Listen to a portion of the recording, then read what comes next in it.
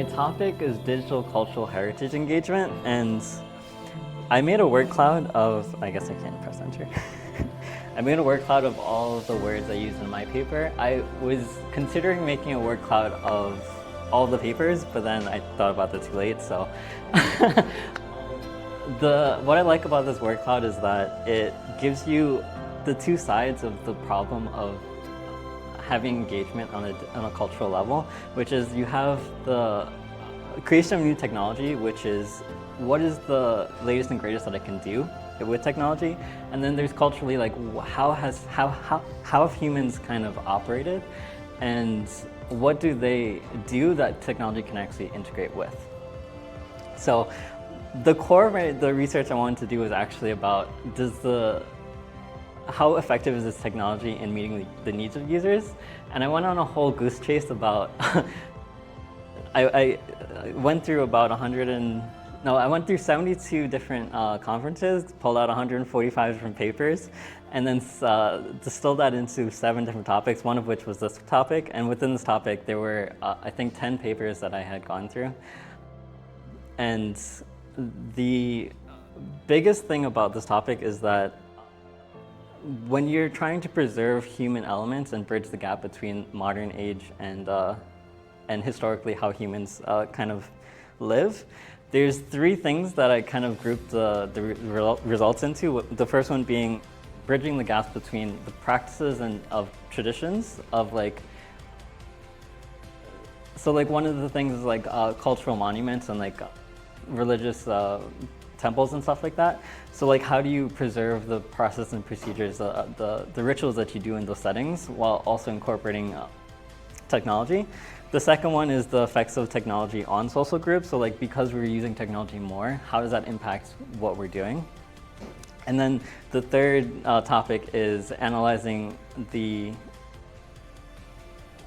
cultural qualities from existing data. So how do you actually unearth different details about cultural experiences from using data that's in a technology or online setting. So the biggest thing that came out of this was that to make technology relevant to users in a cultural sense, they like to have a very customized and personal touch, and they like to have individual control of their experiences.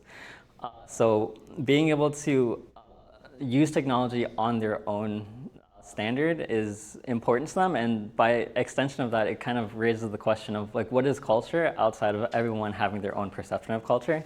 And if you have enough people doing the same thing, that's what creates culture. So in that regard, it's like when you have a culture of different people coming together to share experiences, the biggest thing about technology is sharing emotions through people and technology. And the research was looking at how to do that. And one of the things that I found interesting was that there was a study about social stereotypes, and stereotypes being an inherent human nature as opposed to something that we assign people. And they're saying that there's a balance that needs to happen about what is a stereotype versus what's an actual social norm that's like true that you have to actually account for and develop a technology to operate within. So I think it's very interesting because a lot of how the media portrays technology now is like we have to be politically correct on a lot of sense, but to make technology applicable to cultures, you have to actually get into the details of like what it is that you're trying to accomplish by like capturing a person's like how they operate and stuff like that. And in that point, there's the notion of perception and how people perceive technology and how it's applied in their setting. So there's the concept of UTAUT. I don't know if there's a way to pronounce that, but it's essentially usefulness, trust, risk, enjoyment, and compatibility. That's not what those letters stand for, but there's the paper from 1989 is the one that went over that construct, and they kind of revamped, I think, some of the some of the concepts about what it means to measure human experiences in that framework into the usefulness, trust, risk, enjoyment, and compatibility. And there was a study about social media and how, and like extracting cultural information from social media. And the study was looking at polarization of like how, when you're in a certain social setting on technology, how polarized are you? And what they found is that there weren't enough reliable ways of like isolating polarized users from non-polarized users. So if most of your data or all of your data is from polarized users, it's kind of giving you an incomplete perception of the culture because it's only one sub component of the culture. It's not the culture altogether. So I think it was interesting to see that the papers kind of went back to traditional methods of collecting data versus trying to extract data from technological settings. So they really relied on real user experiences, actual interviews with people, and doing think alouds and co-creating spaces of like designing things on a board and stuff like that. So there was actually another study that looked at how to quantify the poverty lines on a map based off of survey data and also satellite imagery. And it was a very interesting study because they showed that when you couple those like data in that setting, it was more accurate to estimate the poverty lines than it was to just use survey data. And it was interesting because— Is it geographical poverty lines or just financial? Financial. But I think So the satellite data when you think about satellite imagery, it seems to be like looking at geographical areas that might be below a certain financial status, right? Yeah, so like that's the data that they coupled with the survey data. And I think it's interesting that we can actually see financial status by looking at how good the buildings are or how good the infrastructure is. And in that case, it's like the data about the culture is more accurate in some sense, and that's what they found. But making judgments solely based off of like the satellite imagery might have been a little biased of saying like you can afford this because it looks like you can afford this almost. But they found it was more accurate too, like that. So some of the gaps that I found was that a lot of the studies were kind of shorter term studies in the sense that they were only a few months, or there was like one group that was like one small cultural thing.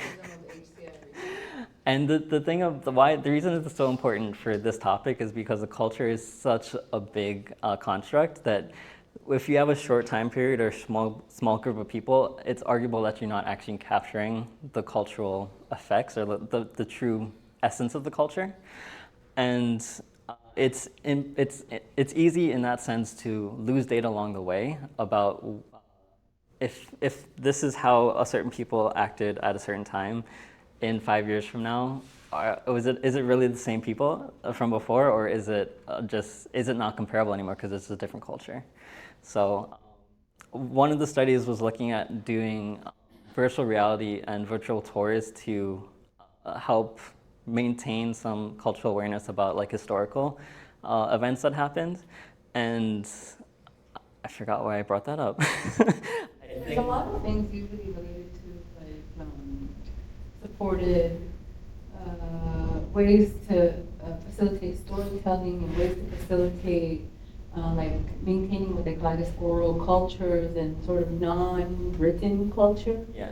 That I think often comes up and kind of saying that I think is related to what you're saying. Yeah, definitely. And I think like that was one of the things they during that study they wanted to have more accurate narratives because they felt that if the narrative wasn't accurate, people were less engaged. So it's a good point. Yeah. And then in terms of future research directions from this, the three that I highlighted were that we have to define the ethical grounds for distinguishing between social stereotypes and social norms, and understanding what it is that we want technology to actually apply to, because right now we have kind of unrealistic expectations of ourselves as humans. So if we are struggling this much as humans, how could we expect technology, which is something that we're creating to solve a problem, to be better at what we're struggling with? So, and then the second one is integrating or updating existing technologies to meet the needs of cultural applications. So instead of creating new technology all the time, is it possible to better integrate the technology that we already have to work in these cultural settings? And I think instead of having people have to create new, give financial, have a financial burden to create a new tech, or to incorporate a new technology into their life, why not make the technology that they already have available to them easier to use for them? And then the last one is providing transparency to increase the trust in technology. So one of the other studies that I worked on was allowing contact tracing apps to manage the coronavirus back in the days. It seems like an ancient history by now.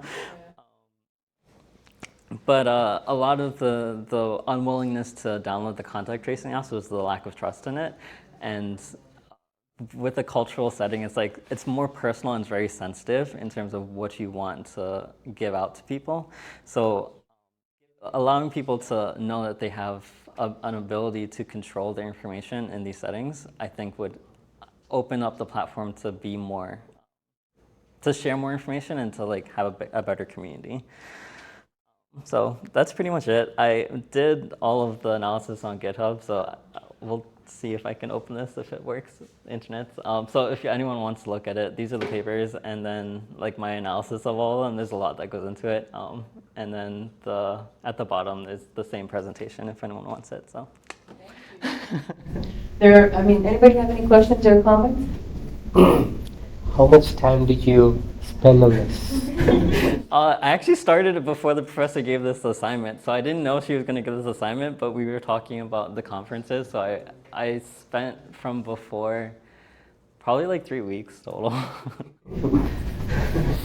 think it's really interesting. From my perspective, there were a couple of things that you said that immediately I wanted to comment on. I feel like the whole idea of political correctness, for better or worse, is largely driven by the U.S., I think, and I'm wondering if you saw any papers that were from other places that, I just feel like the world thinks that the U.S. is too concerned and doesn't let anybody say anything and things like that, and so in terms of stereotyping and things like that, I think that sort of people taking stride in other places are often seen as which, like I said, there are some aspects of it that are better and some aspects of it that are worse in terms of culture and stereotypes specifically. Yeah.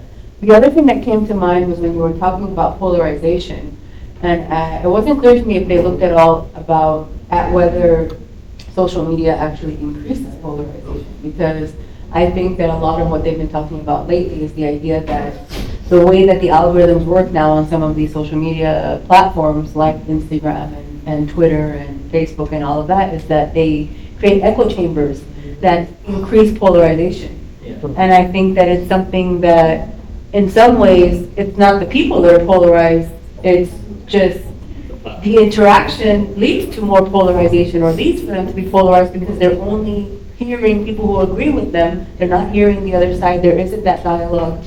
And so I'm wondering if you saw any of that in the papers or if they were just looking at trying to detect polarization. So a little bit of both, but to talk to your first point first, at least half the papers were from international settings, so Europe and Asia mostly than America, and specifically the paper about the contact tracing was looking at the European countries, USA and Canada, and then I think Asia countries as separate. And there were different factors. Actually, I could probably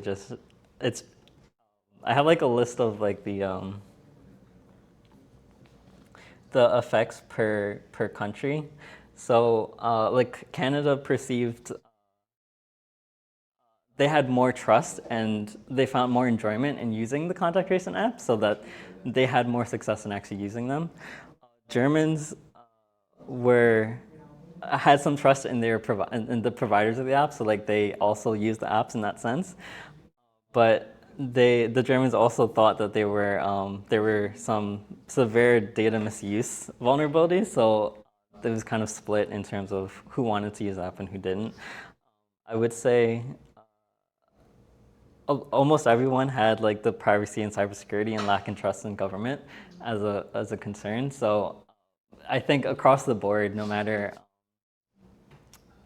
the small subset of users who actually like wanted to use the apps, the lack of trust prevented the actual widespread adoption of it.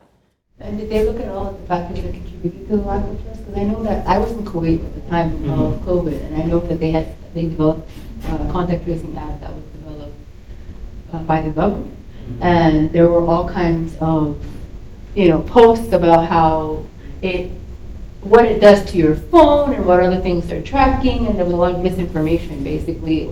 And so I'm wondering how much they looked at what caused these their trust issues.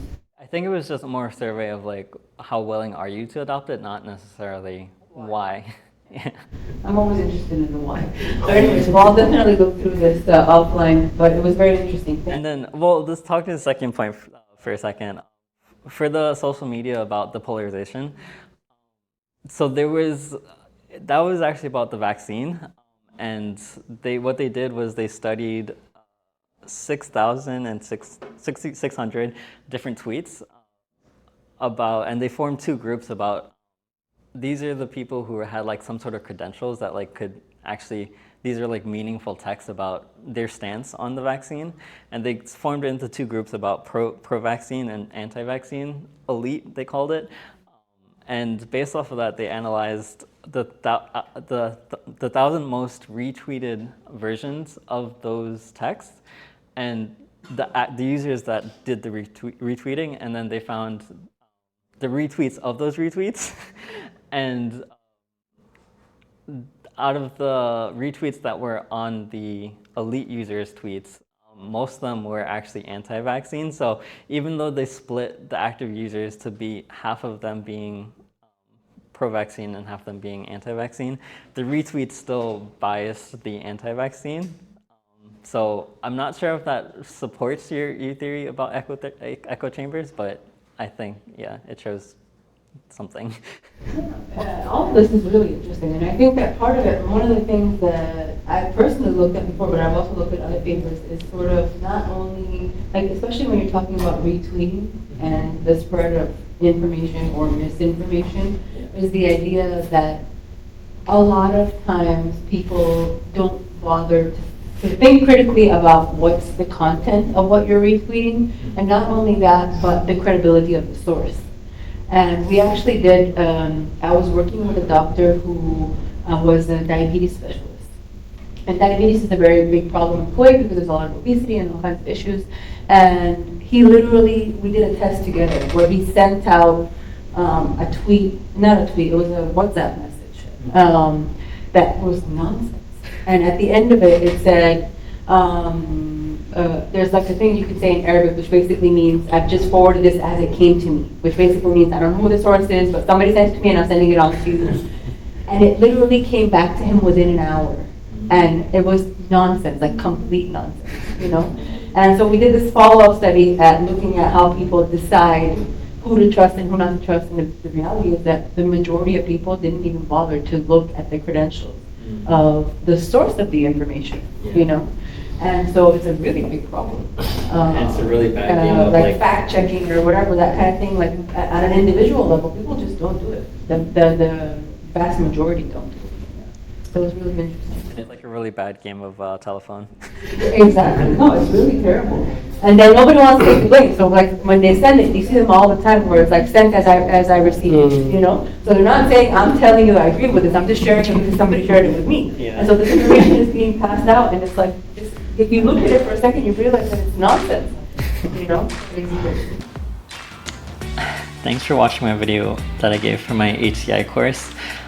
As you can tell, there's a lot that goes into just creating useful technology, and I want to be able to bring this all together on my road trip, and when I connect with people, help them to understand how technology operates and how it can work for them. So stay tuned and look forward to more of this.